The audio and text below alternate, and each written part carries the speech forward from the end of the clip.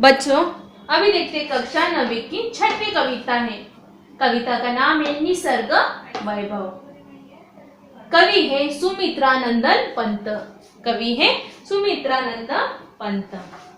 निसर्ग वैभव कविता में कवि ने बताया कि कविता में पर्वतीय सौंदर्य का वर्णन किया है। साथ ही मानव संसार में व्याप्त असंतोष, अहंकार आदि को लेकर कवि चिंतित भी है।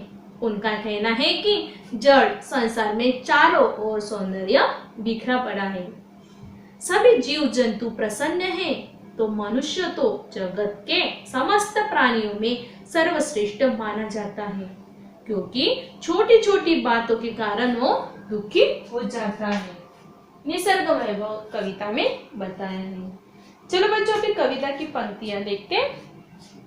कितनी सुंदरता बिखरी प्राकृतिक जगत में, ईश्वर टपक रही गिरी शिखरों से झर। लौट रही घाटी में लिपटी धूप छाह में निस्वार। अनिल स्पर्श के पुलकित तृणदल, बहती सीमाहीन श्लक्ष संगीत स्रोत सी अहरन वह अरहन वनभू मरमर। फूलों की ज्वालाएं आंखों की करती शीतल, मुकुल अधर मधु पीते गुंजन भर मधुकर दर। तितली उड़ती दूर कहीं पल्लव छाया में, रुक रुक गाती वन प्रिय कोयल। लेटी नीली छायाएं कृश रवि किरणों में गुंफित, दूर राहों भांति ढाले निच्छल तरंग सी स्तभित। स्वर्ण भाल गिरी सर्वप्रथम करती उषा अभिनंदन, साज यही सोती छिप निर्जन में कर संध्या वंदन। देखो बच्चों, पहले 3 पंक्तियां में देखते हैं कि कवि कहते हैं, हे ईश्वर, इस प्राकृतिक जगत में कितनी सुंदरता बिखरी हुई है।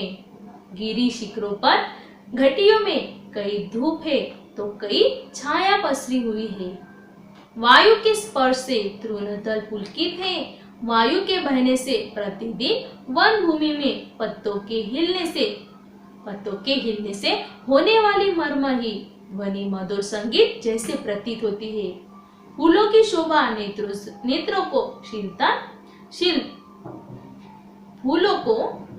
नेत्रों से शीतलता प्रदान करती है। भौरों के दल गुंजन करते हैं, कलियों का रस भी रहे हैं। तितलियां उड़ रही हैं, दूर कहीं घने वृक्षों के मध्य स्वर से कोयल गा मधुर स्वर गा रही है। आगे है, लेटी नीली छायाएं कृश रवि किरणों से गुंफित, दूरा रहो भांति ढाले निच्छल तरंग सी स्तभित। स्वर्ण भाल गिरी सर्वप्रथम करती उषा अभिनंदन, साज यही सोती छिप निर्जन में कर संध्यावन।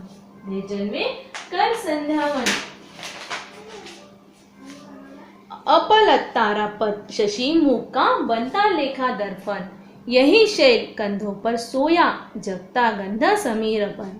सद्य स्फुट सौंदर्य राशि सम्मोहन भरती मन में, कितना विमयस्कर वैचित्र भरा पर्वत जीवन में। खग चकते फल उतर रही गिलहरिया कोपल, वन पशु सब लगते प्रसन्न। परिचित मरकत आंगन में कवि कहते हैं कि रवि की कोमल किरणों में गुत्थी छायाएं लंबे तारों पर पड़ रही है और स्थिर है। सूरज की स्वर्णिम किरणें सर्वप्रथम इन गिरी शिखरों का अभिनंदन करती है। साज यही जनहीन वनों में संध्या वंदन करके छिप कर सो जाती है। रात्रि के आकाश में अनगिनत तारे और चंद्रमा दर्पण जैसे लगते हैं। यही पर्वतों के कंधों पर सोई हुई सुगंधित वायु जब जाती, यह खिला हुआ सौंदर्य मन को मोहित करता है। पर्वत प्रदेश के जीवन में कितनी आश्चर्यजनक विचित्रताएं हैं।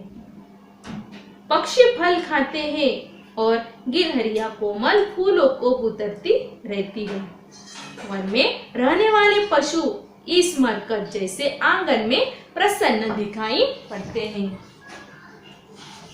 आगे है स्वाभाविक। आगे है खग खग छकते फल कुतर रही है गिलहरियां गोपाल, वन पशु सब लगते प्रसन्न परिचित मरकत आंगन में। स्वाभाविक यादी मुझे याद आता ईश्वर इस क्षण में जड़ जग इतना सुंदर, जग जड़ इतना सुंदर। चेतन जग में क्या कारण, चेतन जग में क्या कारण रहता अरहर जो। विषन्न जीवन मन का संघर्षण, मनोजुत प्रकृति का करना फिर न विश्लेषण संश्लेषण। ईश्वर का प्रतिनिधि नर अभिशापित हो उसका जीवन, लगता अपनी शूद्र अहंता ही में सीमित केंद्रित, छिन्न हो गया विश्व चेतना से मानव मन निश्चित। कवि कहते हैं ईश्वर मुझे ऐसे क्षणों में मनुष्य जगत का ध्यान आता है, मनुष्य जगत का ध्यान आता है। जड़ संसार में इतना सौंदर्य बिखरा पड़ा है, क्या कारण है कि बुद्धिमान मनुष्य के जीवन में प्रतिदिन चिंता और संघर्ष छाया रहता है। हमें मानव प्रकृति का पुनर्विश्लेषण करना होगा। पृथ्वी पर ईश्वर का प्रतिनिधि मनुष्य को ऐसा शापग्रस्त जीवन व्यतीत कर रहा है, ऐसा लगता है कि वह अपने तुच्छ अहंकार में सीमित हो गया है, स्वयं केंद्रित हो गया है। पूरी वसुंधरा एक परिवार है, ऐसी धारणा उसके मन में समाप्त हो गई है। निसर्ग वैभव में कवि ने बताया है।